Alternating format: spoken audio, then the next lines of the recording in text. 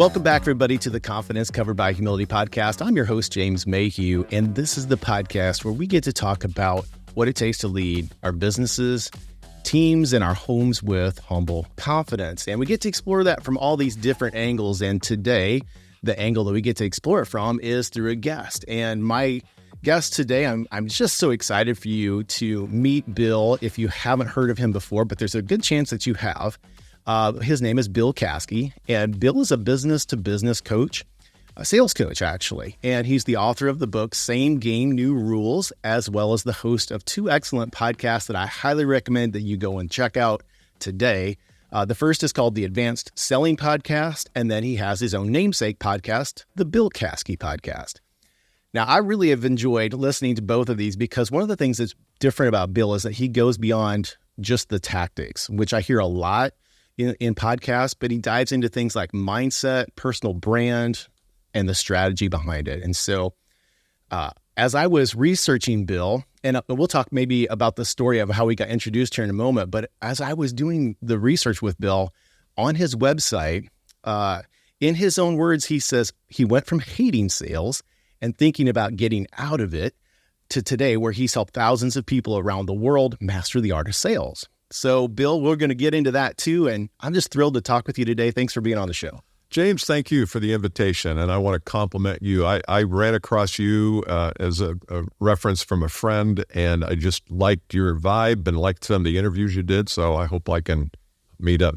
I hope I can keep the standards up today.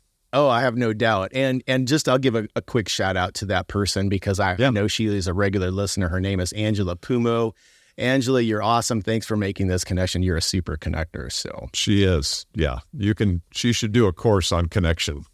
That's a great thing. That's the true point. It's a lost art. I think it used to be, we were pretty good at it at networking events and Chamber of Commerce, but now there's a whole new, with the rise of digital, there's a whole new way to do it, but still it requires work. It requires some strategy, some skill, and she's very good at it. And I'm not. That's not one of my lanes it's not one of my good lanes. Well, Bill, I'll tell you, I had to learn how to become better at it. And I'm still horrible. If you said, James, we're going to send you to a networking event tonight, I want you to hand out 100 business cards, shake hands, get to know people, get 100 business cards back, I would fail miserably. But if I could go have one-on-ones or, meet with a couple of people, I don't have any fear about that anymore, any anxiety. So I think part of that's age and just doing it enough. Yeah. Well, I appreciate the intro there. Yeah, that's a true story. I didn't know what I was doing in sales in my 20s, and I had some pretty bad habits in my 20s anyway, which we can talk about later if you wish. But I was really struggling, and I didn't get any help. There was really no mentoring at that time. There's no coaching, and it was no training about the psychology of selling. It was all features and benefits and product things. And I worked for a Caterpillar dealer, and I went to Peoria, which is where corporate headquarters are. I would go over there a couple times a year for training, but it was a lot of drinking and eating. It wasn't a whole lot of training, and we'd get in the room, and we'd all be hungover. It's like it really wasn't very helpful. Yeah. Never any psychological stuff. And that was my major in college, was psychology and communications media. And I always thought there's got to be a better way for the sales thing to happen. So I got into it, and I started studying kind of the underpinnings of sales, not the how do I shake hands and how do I time my wins or not that kind of stuff. It was more what's really happening underneath the surface between buyer and seller, and between seller and seller. What's really happening in my mind? Why are these calls so difficult? Why am I reluctant to ask for money? Why, all those questions. And so I started to make it a study because I realized pretty quickly that not a lot of salespeople had any training back then. And even today, it's rare that I come across a company that is training their team and coaching their team on these kinds of things. They're still, trying to teach people how to do Zoom calls. And to me, it's a whole lot deeper than that, which we can get into. Yeah, well, one of the things that I noticed at the company where I held the title of Chief Culture Officer, and I had worked there for several years, we had an inbound sales team, and then we started to develop this outbound sales team. And one of the things that we were pretty good. We had a system for teaching our, people who joined the team about product knowledge. categories, products. Here's how it's used. Here's the common questions you're going to find. Make sure you ask a couple of these questions here just to qualify it. But it was so transactional. Yeah. That was one of our big epiphanies. One of our big learning opportunities was like we were so transactional in it. What we didn't teach are the things that you're talking about also, which is, presentation, mindset, how to have confidence, how to be present and like really listen. And one of the pitfalls that we had as being transactional, we were kind of putting more emphasis on volume versus like try to find and mine a relationship here. So what's been your experience in being able to teach those kinds of things? Is that kind of your sweet spot? Is that your fastball? It is. And I get bored pretty quickly with I just had a guy come to me, started in one of my programs. He just joined his account, this account that I work with, corporate accountant. That's a lot of my business is corporate work. And then some as individual people come to me and I put them into groups. But this guy just started and he had this 5-page overview of all the questions he was going to ask in the interaction with customers. And I started looking at it. It gave me a headache. And finally I said, John, this is giving me a headache. Well, what are you talking about? This is how we were trained at Xerox. And I said, look, you've got to make a connection with another human being. There's got to be, you have to have your mind and heart and soul in helping another human being and creating that environment where they can tell you their problems, because this is just a bunch of transactions. It's like an interrogation. And until you establish that kind of rapport, and it's not just rapport like, hey, nice tie. I like the fish on the wall. Did you catch that? Right. It's more, who is this human being I'm sitting across from? And who am I? And how is this going to work? And is it possible that there's nothing here? Is it possible there's something? And those kinds of questions have totally changed salespeople's approach.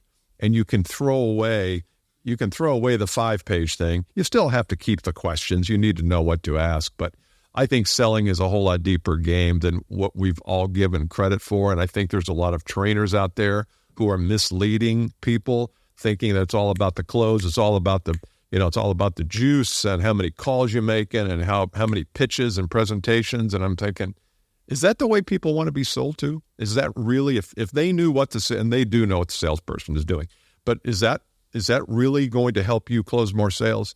And of course it's not. And yet some of the things that we teach, which we can get into, are difficult. It's not like just reading a book and going to teach it. I've been in recovery for 30 years from alcoholism. I was, like I said earlier, in my 20s, I was a out of control wild man. And I finally at age 37 years, I guess, 30 said, I can't do this anymore. But guess what? I've learned a lot in that program through recovery, through rehabilitation, through reading, psychology. I mean, I've learned a lot about the human psyche that has a place in the sales process that you can't just read a book and learn. So I just think that, like you said, a lot of that's beneath the surface and it's sometimes hard to get to, but we got to get to it because that's really the difference between you making $100,000 a year and $1 million a year. It's all inside. It's got nothing to do with how you shake hands or how many questions you ask your prospect. So let's go there. I love that correlation between, mediocre and average is going to get you 100, but you can 10x that. And one of the things that you said kind of inspired this, I don't know if it's a meme or just something I've seen before, is this concept that people don't want to be sold to, but they love to buy. And how does that factor in, or does it factor into that concept of like going from 100 to 1 million in sales? Yeah. So here's the meme number 2 here is the meme of, if you want to make more money, solve bigger problems. And so if you're going to go from, let's just use our little thing there, 100K to 1 million, and some of you are going to say, well, there's no way I can make 1 million. My income is capped or I just don't have enough. Okay. But let's just say you want to significantly improve your income. One way to think about it is, well, I've got to change the nature of the problems I solve for customers. Because if you solve a $50,000 problem and they're willing to pay $250,000 for it, you make 10%. That's $25,000.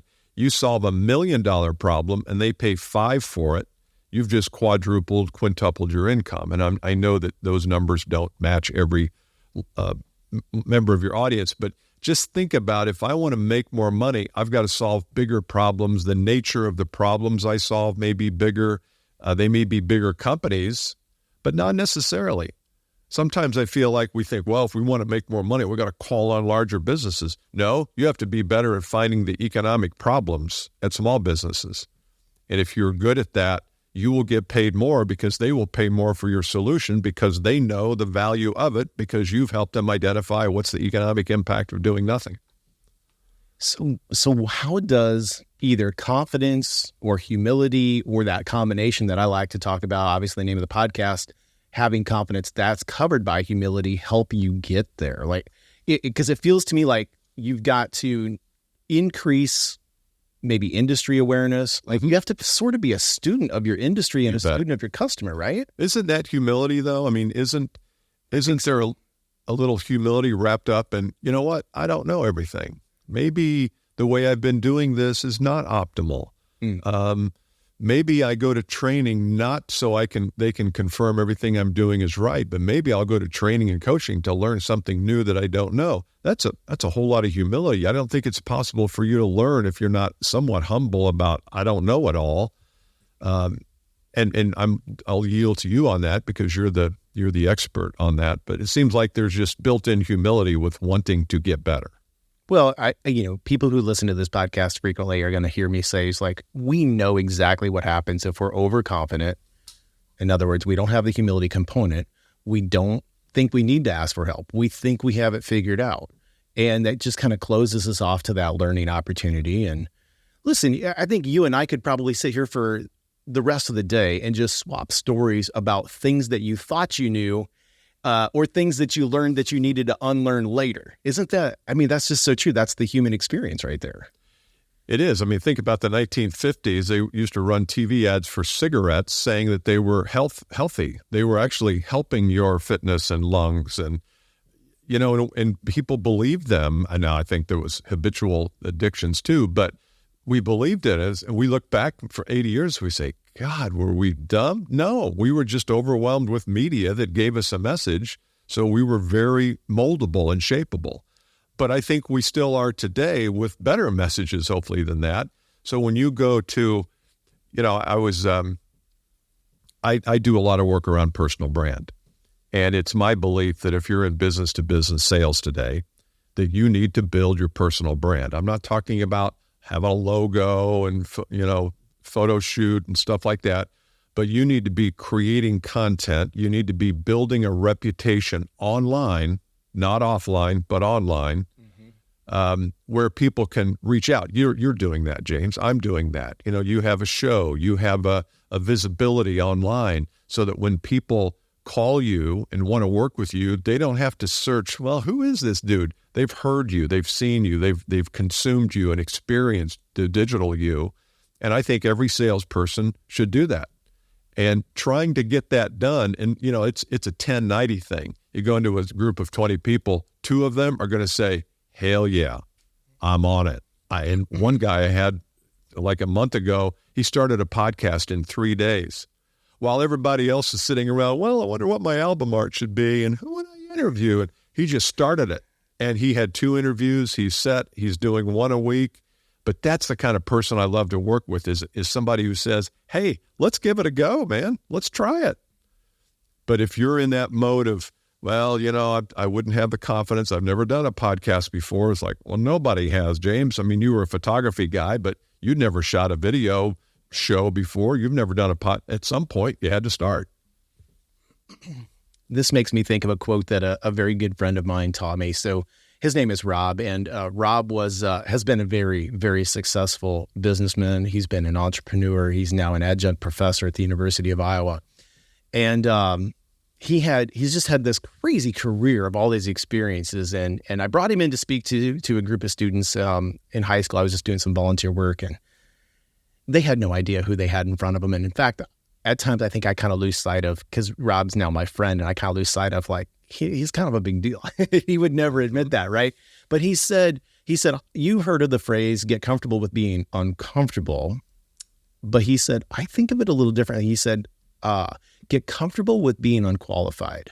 And I think what you were just talking about right there is we're never really qualified for isn't it right? It's a great statement because we're never really qualified for what's next. We have gotten to a spot that says, okay, we believe that you have the ability to take it to the next level, but you're not really qualified yet until you've actually gone in and done it. And I believe that speaks to the confidence side of things also. So where I'd like to kind of just take this for a moment here is I'd like to get your perspective on this, I don't know, call it this flow or this harmony between those two words as it applies in your world, this confidence and humility. Well, I was thinking about that when I was preparing some thoughts here for today. And, the word confidence has a cousin, and that's conviction. And sometimes I look at someone who, especially in today's world where it's easy to get canceled if you don't say just the right thing, and there's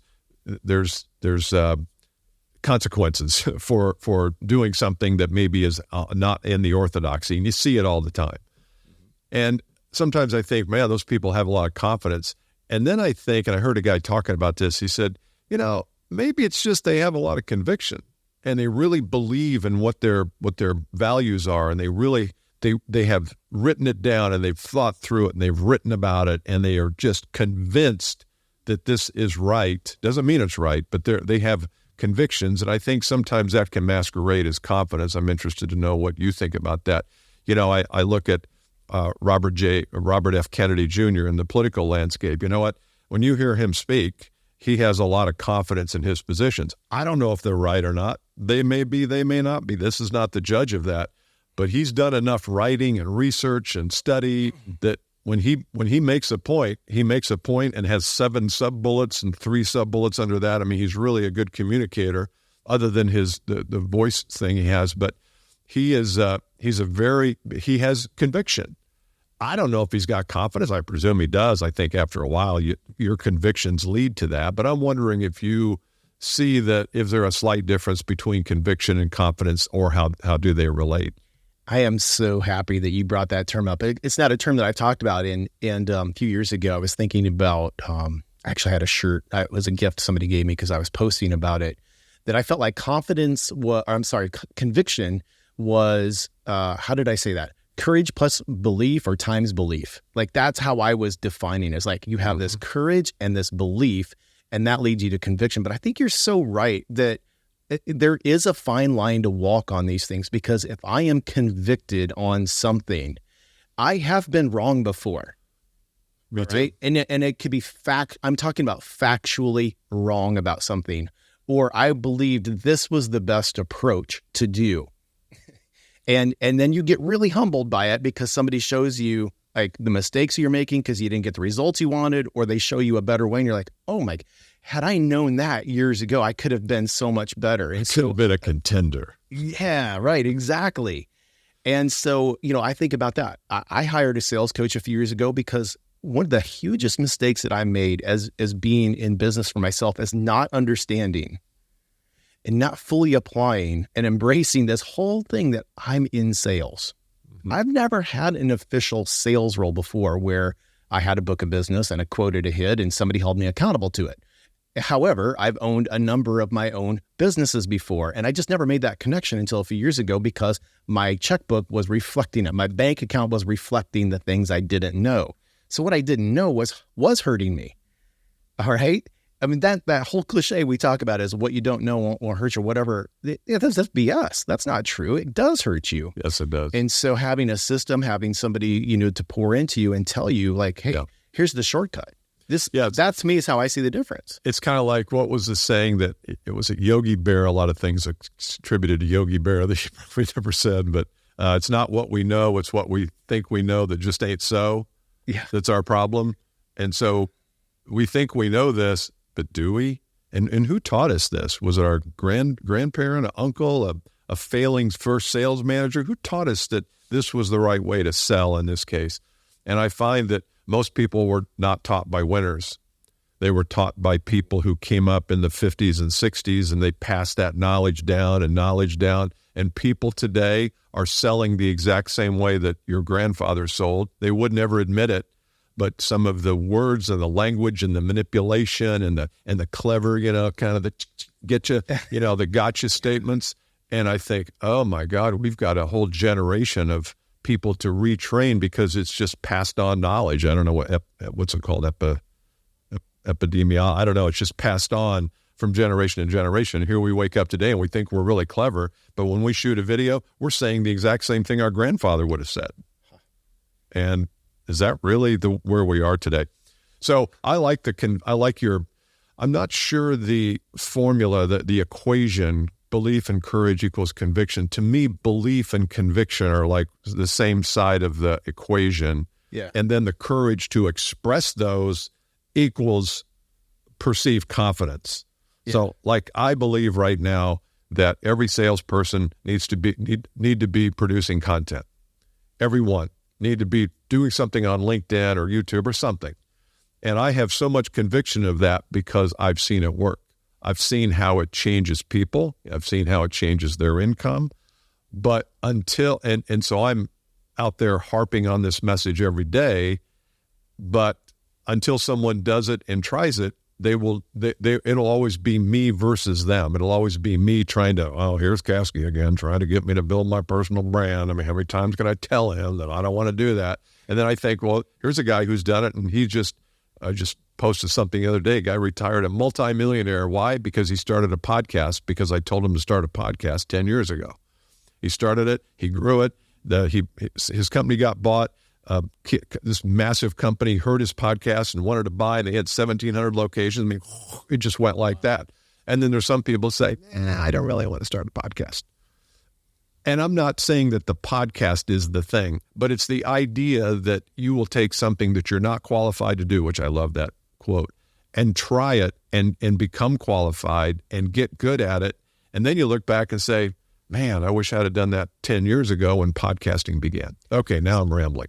Well, no, this is really good because actually where I want to mine this is, what are some of the reasons that you have found and that you coach on that people hold themselves back, like limits, the self-doubt, the fact that I'm unqualified, so I'm not going to try that. How do you coach a person through that, whether that is to go out and do the prospecting or to create the content? And I think it's important what kind of content you create, just sharing, hey, we've got this interest rate growing. That's not content. That's just regurgitating stuff. Yeah. Right. But if you're talking about how it applies to your customer, now we're getting somewhere. So where would you take that, Bill?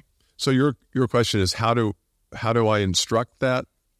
Yeah. How do you coach through that when I have self-doubt, limitation, in other words, I'm literally lacking confidence or self-belief of myself and my abilities, because I'll run into this a lot with people I'm working with, is that they think they need to get a certificate. They've got to take a class. They've got to, so if I want to start a podcast, let me go download 2 or 3 people's, get a certificate and do these online courses on how to do a podcast. And then they still don't do it. Right. So how do you coach through that? Because it's not that. It's in the way I just wrote down here. I wrote down mindset, or whatever you want to call that, inner game, mindset, your mental and emotional well-being. It's always that. That's always where I start. So I've got a lady named Tammy who's with a client of mine, and she really wants to be good. And she came up through operations. Now she's in sales, and she's just a delightful young lady, Italian, pretty, but she struggles. She struggles. And she struggles because her mindset is still around, what do I need to say to convince them to buy from me? That's all. Everything that she does is wrapped around that concept. And that's from old training. Think about it. I mean, that's the question. What do I need to say and what do I need to do to get somebody to buy from me is the foundation of all sales training. And my foundation is, no, that's not the right question to ask. The right question is, how can I create the environment with another human being so we can decide together whether there's anything here, whether there's any partnership here? How do I create that environment? The key word is environment. And so once she started to think, okay, I'm going to stop this need to sell and start the need just to create the right environment. And everybody thinks they do this well. Very few people do. Very few people are excellent. Psychotherapists are pretty good at it usually. You'll hear somebody interviewed on a podcast who's really good at it. You're like, what is there about that guy or that lady that's really good? And it's because they set the stage, they create the environment. Once she started doing that, now we had to change her mindset around what's your role in the sales process. It's not to sell stuff. It's to create the environment between two people. Everything changed for her. She was getting invited into more meetings. She was selling more. She was going to the presentation step quicker because she stopped doing the old sales garbage and started doing the new, more modern approach, which is creating environments for good things to happen. Okay, so that made me think about what happens when I have this goal and it seems like it's going to be, it either scares me, maybe not possible. I have let's talk about environment or culture on my sales team within this company that we don't miss our goals and there's this pressure to get on. All right. So where I'm going with this is what happens if I fall into desperation mindset? How does that impact the brand that I have? How does it impact my language and the way I deal with a potential customer? You're talking as a salesperson now, not as a sales leader. Yeah. Correct. The sales leader is infusing this desperation, maybe. Yeah. Yeah. Either intentionally or they don't realize they're doing it unintentionally. Yeah. It's usually unintentional, although sometimes, this is a problem that I hear from a lot of sales professionals, that their leaders are not helping them take the right steps and get the right mindset. The mindset is one of, it's all about the numbers, all about the Benjamins, it's all about the metrics and how many calls did you make, and it's all about money, it's all about customer acquisition. Nothing about the individual salesperson's psychological well-being. And yet we all know deep down that matters. I mean, if you build the confidence of one of your salespeople, they're probably going to sell more. You're going to make more. So why don't we spend more time on building confidence? No, we're going to spend more time on checking your work to see if you're making the calls. And that has the opposite effect on that confidence. It has the opposite effect. Yeah. Yeah. And it's a blind spot. It's a blind spot for leaders and sales managers. And one of the greatest sales leaders I ever worked with, a guy that worked at Sirona Dental. They make machines for dental offices. His name was Mike Williamson. I think he's still around. I haven't talked to him in a while. He retired. He would get in a room with his 5 to 7 regional managers. He was a VP of sales at a $300 million company. And he would say, well, we got this thing, got this new product. What do you guys think we ought to do? You like that? Do you want to do that? Why don't you do that? And it was just like a big conversation, and people left those rooms just fired up. Versus, I need 25 units from you. I need you to make 100,000 cold calls this month. I want 4 presentations by this. It was totally different because he treated people like human beings and adults, and they responded accordingly with inspiration and motivation, and they always made their numbers. And he was like dearly loved. Now, sometimes he had to be tough, but they were willing to accept the toughness. So the question, though, that you ask is, how do I, if I'm a contributor, deflect that desperation if it's coming from the sales manager? It's very difficult because they, in many ways, control you. They control your behavior. They control your check, your income. And if you have someone who is not willing to change, you may have to leave. So let's go into this spot. If I am a buyer and I'm a potential buyer, let's say it that way, and you come to me and you are feeling the pressure of those numbers. So you come in with this desperation. I got to close James today. If I don't hit this, like I could lose my job. This is, I'm not going to make it. What am I experiencing then as the buyer? What's the vibe I'm getting from you? Well, the vibe that the salesperson is sending is one of fear and anxiety. So let's call it what it is. I'm selling from a place of panic, fear, and anxiety. So all my actions are going to be, I may think I'm hiding the real essence and the real truth, but you're not. You're just not. I mean, this notion that, I'm desperate, I need to close this or my family's going to leave me. Oh, no, but they didn't see that when I was in front of them. No, they didn't see. I was totally confident. No, you were either overconfident, which it turns people off, or you were giving the vibe off. I mean, how many times have you met a friend for dinner or lunch or something, and then you left like, something's going on with James? I wonder, sometimes I'll drive by a house and it used to be just well kept, and all of a sudden the weeds are everywhere. I'm like, something's going on there. It's that instinct, and buyers have that instinct. And when they have that instinct, they are much less likely to share the truth with you because they don't know what you're going to do with it. And they don't know if there's any kind of manipulation at the end of the line. If you ask questions and interrogate and don't keep them okay, and they clam up, you're not going to make the sale. Yeah, you're putting off a vibe that isn't attractive at all. It's repelling, in fact, is how I'm hearing what you're saying. It is. Yeah. It is. And so what we do when we don't make that sale is, what's the sales leader say? You got to sell harder. You got to go back in and sell hard. Go back in and sell harder, discount. And it's like, no, stop. Stop with the insane behavior. That's not the problem. The problem is we never created the environment that made it okay for the person to buy because your people were all afraid. And if you leaders, and I'm going to be a little adamant about this because this may show up somewhere and I may have to just deny it. You leaders had better get this into your brain that sales today is a different game, because here's what's going to happen. You're going to lose good people. And you've probably already seen it. 70% of people that you lose leave because of you. They leave because of the manager. Not you, but the manager. So this idea, well, he left because, he found a better opportunity somewhere else. Okay, maybe. But if you were really good, he or she would not have left. They would have said, look, I've got this thing. Is there any way we can make this work, boss? I don't want to leave. I love this company. I love this culture.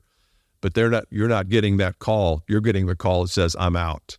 Mm-hmm. So you leaders had better check yourself and make sure that you are being the leader that people love to work for. So you can be tough, but you also have to be inspirational. That is phenomenal advice. That's great coaching right there. So here, kind of the last place I wanted to explore with you today was something that I read on your website. It's on billcaskey.com/about. So I would encourage all of you to go check this out. I love Bill. I don't know if you created this or your team, but the content there is really great. But here's what you write. And in fact, I was so surprised about how open you were about this journey, but you write, long before the wildly successful podcast and the books used by hundreds of sales teams, there was a scared, self-conscious young man who was starved for approval. I was so self-consumed, there was no way I could hear the prospect. And I know you go on to explain it, but man, that's talking about being vulnerable right there. What did that teach you? How did you overcome that? Well, I don't know if you ever overcome some of that either. Now, I didn't have any trauma in my early life. A lot of people I hear, they have stories of, like, wow, I'm surprised you're even alive. I wasn't in jail. Well, actually was one night, but I didn't serve time in the state pen. I didn't have trauma and, harassment and assault. It was all mind trauma. It was all, who am I? What place do I hold in this world? And as I got older and started to research and study this, I realized that I would always have fear as long as I felt like the world revolved around me. Was I going to make the sale, get the deal, get invited in, not get rejected? And so all of my fear was all about, it surfaced when the process was all about me. Once I got me out of it, and you hear a lot of people in the Buddhist, get yourself out of your life. And like, what are you talking about? Yeah, because yourself only provides problems. Your ego is not your friend in sales. It might get you out of bed in the morning, might get you to the gym every day, but once it serves its purpose of getting you out of bed, it's not helping you. So when you go into a sales process and your ego is taking control, it's all about you. And that's when the fear and anxiety show up. If you get yourself out of it and say, look, Mr. Prospect, James, I'm here to help you. There may be a fit, there may not. I'd like to hear what you're working on, and I'll tell you what we're doing, and let's see if there's anything we can do together. If there is, great. If there's not, great. Well, that's coming from spirit. It's coming from the heart of a helper. And you will sell more that way than you will with your ego. The problem is getting the ego out is not easy. You might need coaching for that, because sometimes if you try to do it on your own, it might even get worse sometimes. 3 words that come to mind when I hear you talk about that and getting the ego out of the way. This isn't because I don't do sales training, but I do leadership coaching. So Similar. Yeah, you do the same thing, and there's a correlation between these two things for sure. People are always in this state of transition, right? And this is why I love that phrase that my friend Rob taught me about being unqualified. But there's 3 I words that I believe really start to factor into this: inexperience, insecurity, and immaturity. All right. Those are the things that we have to learn how to overcome. The inexperience, the only way you get experience is by doing. The insecurity is that doubt that we have. I believe the only way that we can really truly move through that is it comes from help from others who will invest in us. And then the immaturity part is also kind of like that. Somebody has to point out, hey, you've got some growth to do in this area. You are still doing things that you thought worked here and it got you here, but it isn't going to help you stay here. And I think those 3 words are how, that's how you've got to overcome those to break free from the ego thing. That's how I get out of the way. It's like surrender, diminish, whatever the word is. And those are words that honestly, I don't really like, but I understand their importance too. No. But the word surrender is one of those that I'm learning to love that word, although I'm like you, kind of a, masculine dude, and surrender, what the hell are you talking about? Right. But it frees you up. And when you are freed up, guess what happens to your effectiveness? It goes through the roof. It goes much higher. So we think that surrender is a point of weakness. It's really a point of tremendous strength, because your position when you've surrendered, like, what do I got to lose? Who cares? If he buys, he buys. If he doesn't, it's all going to work out. At some point, I'm going to turn to dust. So is he. I mean, if we can make this work, great, but I'm not going to lose any sleep over it. And yet we get so consumed with the deal and the terms. And sometimes it's better just say, look, if you don't want to buy from me, don't buy from me. Don't go somewhere else.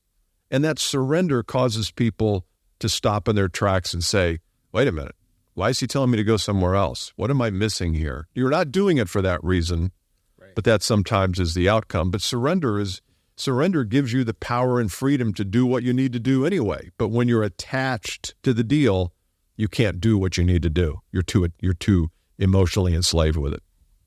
This is so good. And once again, we're talking with Bill Caskey today on this podcast. This has become, I think, a little bit of a mini course from him on mindset and the things that get in the way. Bill, as we kind of wind down the episode here, I'd love for you to share I know you've got a mastermind. Where can people go and learn more about what you do? And if they want to explore working with you closer, what's the best way to do that? Well, I just happen to have a document that we have that's called 5 Reasons You Don't Have Enough Clients. And in it, there are a couple of the things that we talked about today and a couple of things we didn't. You can go to 5reasonsclients.com. It's free. It's just first name and email address. We'll get it to you. I'm pretty sure there's, in the second or third email that we send, there's a video where I go deeper on a couple of these.